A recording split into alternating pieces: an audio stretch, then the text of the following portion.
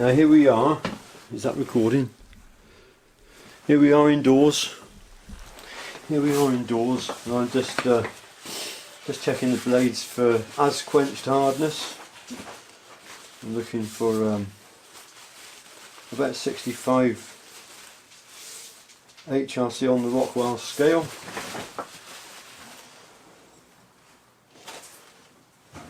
So I test along just above where the on the knife I've put I put a grind onto the knife, a pre-grind when it was in its softened state. I test just above that, and that mark, that Rockwell test mark, will be ground out when I finish grinding the bevel. So it gives me an idea what the Rockwell hardness of the blade is along the cutting edge.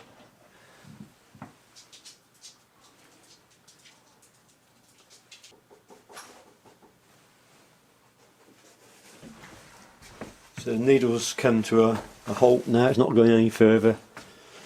So we'll unload the machine and we're looking for it to be sort of 65 over here somewhere. And we know we've got a good test done.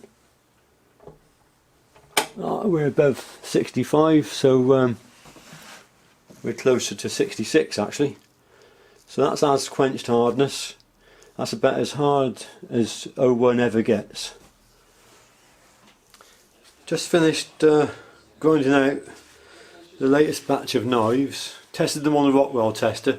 They all tested good, they were where I wanted them to be. Full hardnesses were all 65 or above, as tempered after the 3 temper cycles. They all came out around about sort of 59, so that was all good. So those indications all suggest that we've got a properly heat treated blade. So I ground the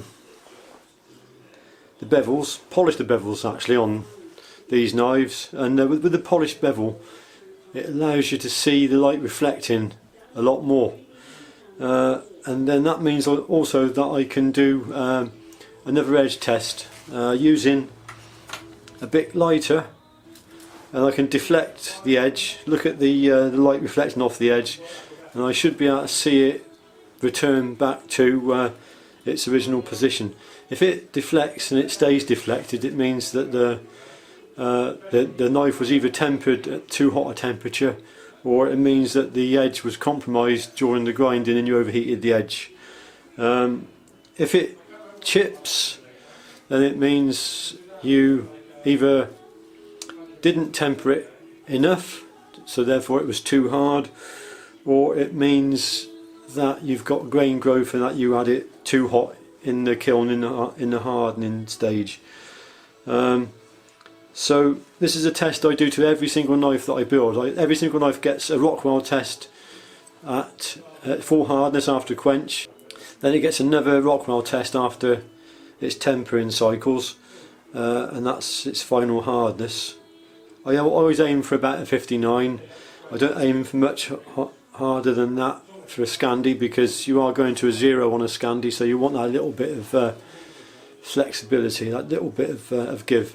And you've also got to bear in mind that although a knife might be softer, say a 59 Rockwell knife is softer than a 61 Rockwell knife, but the 59 Rockwell knife will be a lot tougher. You sacrifice hardness but you get toughness. So it's all swings and roundabouts, but 59 is very, very good hardness value to aim for the Scandinavian type bevel grind. Anyway, let's bring you in, see if we can get a look at the deflecting edge on this knife. Right then, so you can see all the marks along the edge of the lighter where I've tested other knives in the past. So let's have a look then. Can we get a deflection? So level with the grind now, a bit above on the grind and pushing down in various parts. I can see the edge deflecting and then returning.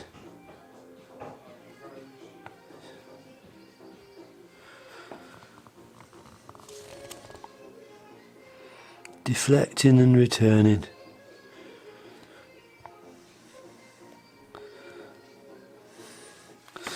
picking up a little bit of plastic off of the bit lighter as well. So that tells me that it's a good heat treat, that we're unlikely to get any problems with the knife if it's used for its intended purposes.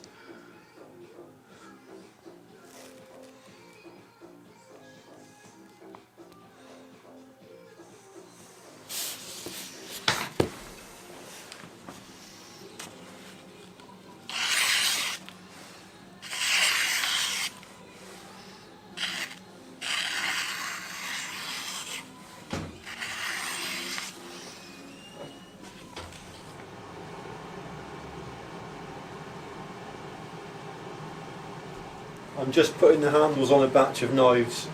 Some of them they've all got tapered tangs, some of them have got leverless bolts, some of them have got mosaic pins. And I tend to put the knife, the blade wrapped in masking tape into the jaws of this craft vice. It's a cheap vice with plastic jaws so it doesn't mark the metal. And it allows me both hands to tighten up the bolts, apply the glue, do what I'm going to do, and yeah, does a good job. Makes the task a little bit more easier, I suppose.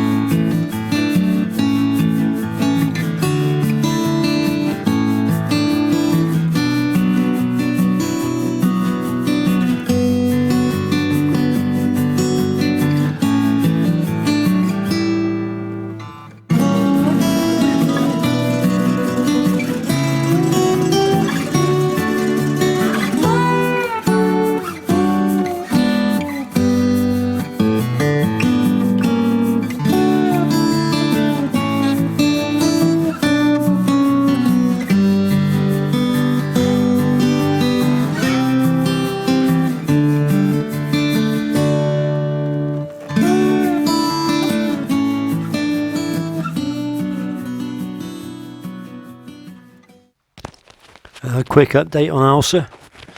For those of you who have been following, you'll know that she had a fairly major operation yesterday. She had 3 fairly major procedures.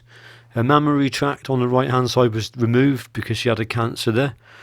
They found a problem with her uterus, some cysts on that, so her uterus was removed, and also her she was spayed.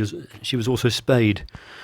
She's 14 and a half, so that's fairly major surgery for an old dog, but she's still very fit and very active. Anyway, she's made good recovery. Here we are, just over 24 hours after the operation. She's on painkillers and she's on antibiotics, but she's taken a good interest in the world around her. She's got her appetite back, and it's all looking good. She had a blood test. Blood test did reveal that she had a few enzyme markers which were a bit off or a bit high. The markers were what you would expect from an older dog. She's got a follow-up appointment this weekend, and then in 3 weeks' time she'll be checked over again.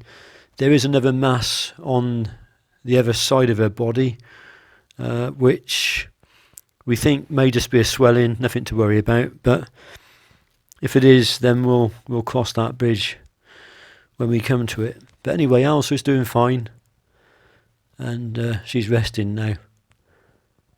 And hopefully we've got her for a few more years. She's a wonderful little dog. She's a brave little dog.